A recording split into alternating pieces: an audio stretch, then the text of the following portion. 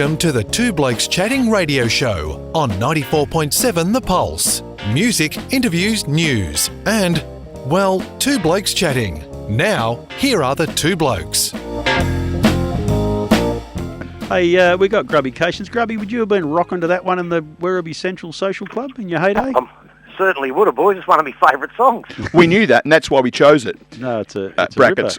And as was suggested this morning, Grubby, when I sent that message back to you on Facebook, we're very well prepared in advance, as you know. Yeah.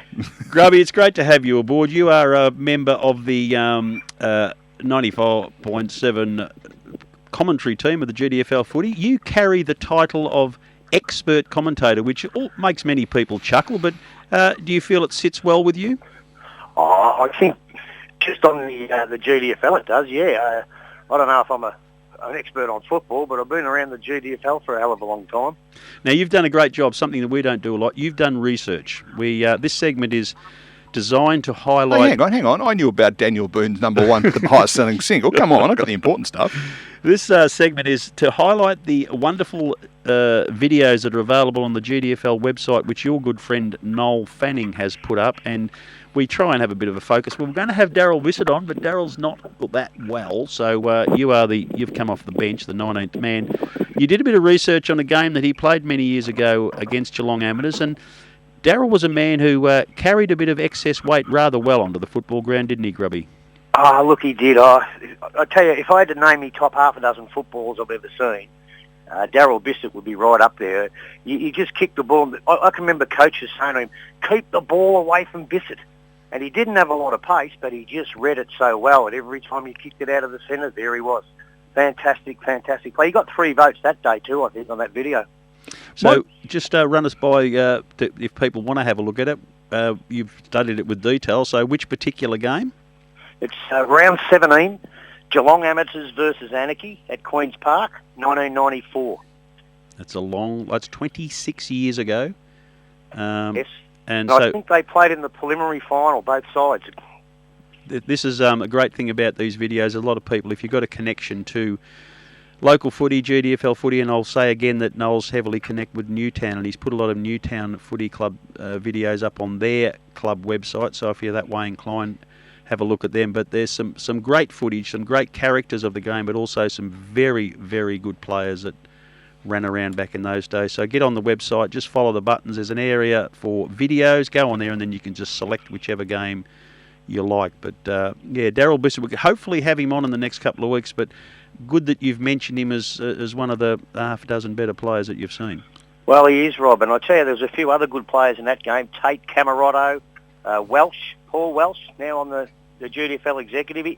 I tell you what, the umpires looked after him. He ran through a bloke, knocked him out, got carried off on a stretcher, and Welsh got the free kick. So Neville Gogol was pretty tough too. Yes, Neville was Carter that day. Bobby Carter only whacked 3 blokes that day, so he had a poor day. So thinking of your time, Grubby, it's Neil, by the way.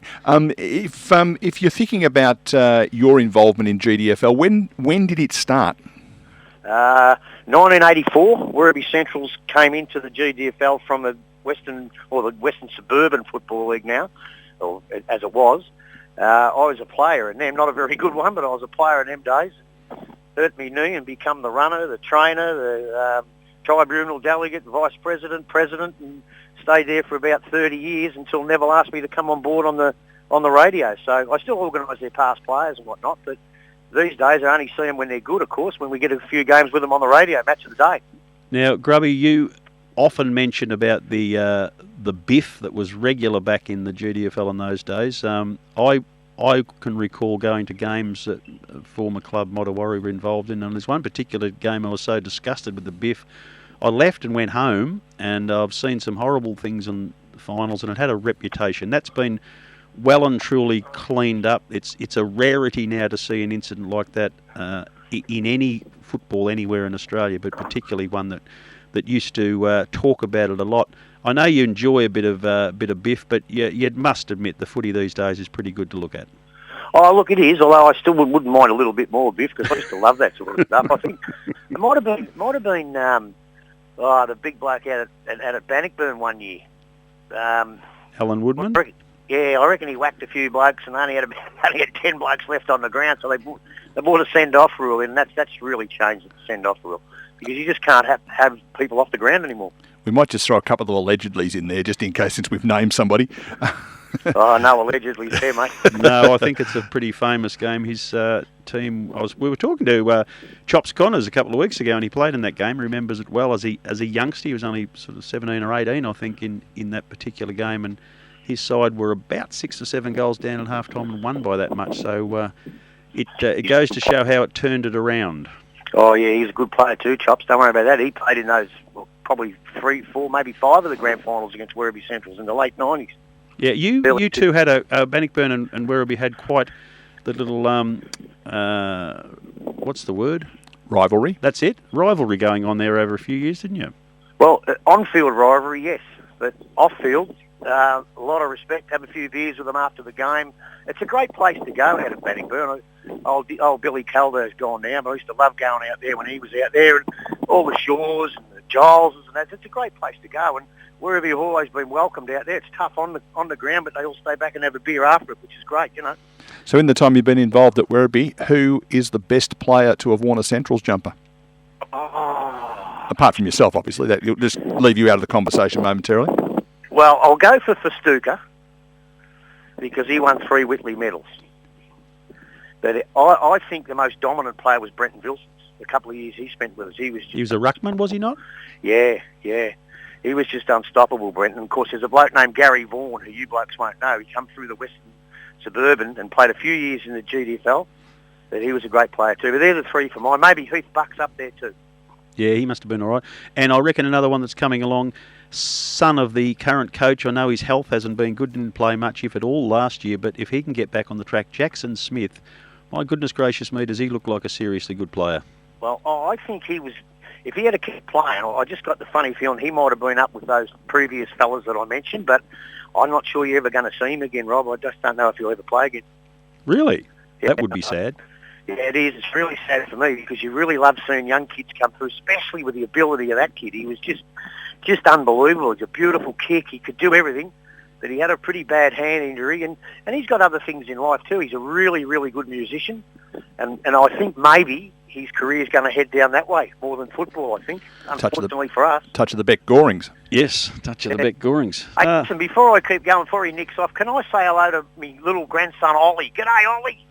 No, sorry, not allowed to do No, that. we can't let you do that. G'day, Ollie. Ollie, you'll have to wait till next week for Pa to say g'day to you. No, that's all right. No trouble at all. Good to have you on. We really are thrilled to the fact that you're one of our avid listeners. You always say nice things about what we're trying to do in here, and it's good to have you on board to be involved in it. And continued good luck. We look forward to hearing you behind the microphone next year. Well, I do love listening, but I tell you what, I should get right of reply, because a certain fella really gave me a caning a couple of weeks ago. Who? Big Dick Philpott? No, Noel Fanning. Oh. I think I deserve the right of reply. So get that dump button ready. No, pull it up. Yeah. But in actual fact, he's one of the nicest blokes I've ever met in the GDFL football. He's one of my great mates. He's done it tough for a couple of years, and he's come back, and he's one of the greatest blokes you'll ever meet. Except when you ask him to come on our program, then he decides to go to the hardware store instead. Allegedly. Thanks, Grubby. Thank you, Richard. All the very best. See you, buddy. Thank you. See you, mate. Bye.